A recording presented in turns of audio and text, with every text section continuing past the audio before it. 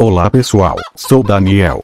A questão sobre os sons que os dinossauros poderiam ter produzido é fascinante e envolve várias áreas da paleontologia, bioacústica e anatomia. Vamos explorar isso em detalhes. 1.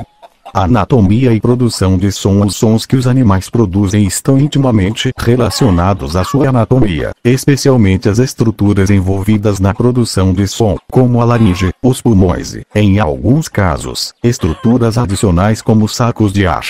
Em aves modernas, por exemplo, a produção de som ocorre principalmente na siringe, que é uma estrutura localizada na bifurcação da traqueia.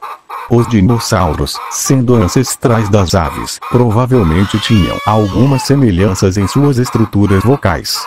No entanto, a maioria dos dinossauros grandes, como os saurópodes, brachiosauros, apatosauros, possuíam um corpo muito grande, portanto, um sistema respiratório e vocal que poderia ser diferente do que encontramos nas aves modernas. 2. Sons de dinossauros. Os sons que os dinossauros poderiam emitir são objeto de especulação.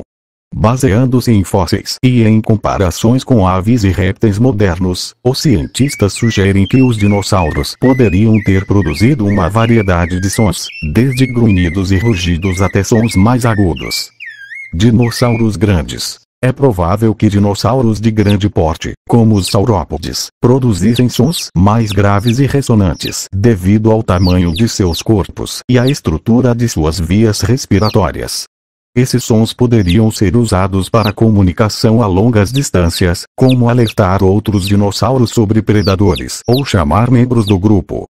Dinossauros menores. Por outro lado, dinossauros menores, que poderiam ter uma anatomia mais semelhante à das aves modernas, poderiam produzir sons mais agudos, semelhantes aos de aves como galinhas ou sabiás. Esses sons poderiam ser mais altos e mais penetrantes, mas a intensidade e a frequência dependeriam da anatomia específica do dinossauro. 3. Comparação com aves modernas. As aves modernas, que são descendentes diretos de um grupo de dinossauros terópodes, têm uma grande variedade de sons. Por exemplo, galinha produz sons que são relativamente baixos e podem ser considerados grunhidos ou cloqueios. Esses sons são produzidos por uma combinação de sua siringe e a forma como o ar passa por suas vias respiratórias. Sabiá produz sons melodiosos e variados, que são resultado de uma estrutura vocal mais complexa e uma capacidade de modulação do som. 4. Intensidade e frequência. Embora um dinossauro grande pudesse ter um som semelhante ao de uma galinha ou sabiá em termos de qualidade tonal, a intensidade e a frequência seriam diferentes. Um dinossauro de grande porte teria um volume maior devido ao tamanho de seu corpo e à quantidade de ar que poderia ser expelida. Portanto, mesmo que o som fosse semelhante em qualidade, a intensidade seria muito maior. Conclusão. Em resumo, é possível que dinossauros de grande porte tivessem sons que, em termos de qualidade, poderiam lembrar os de aves modernas, mas a intensidade e a ressonância seriam muito diferentes devido à sua anatomia. A pesquisa sobre a acústica dos dinossauros ainda está em andamento, e novas descobertas podem fornecer mais insights sobre como esses animais se comunicavam.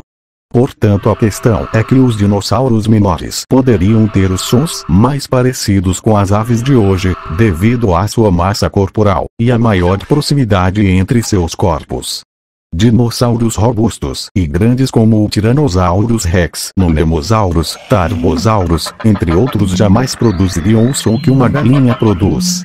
Seria o mesmo tipo de som, mas de uma forma ouvida totalmente diferente, um som mais grave, mais alto, massas de ar deslocadas nas paredes da cavidade bucal, e até mesmo sons de baixa frequência.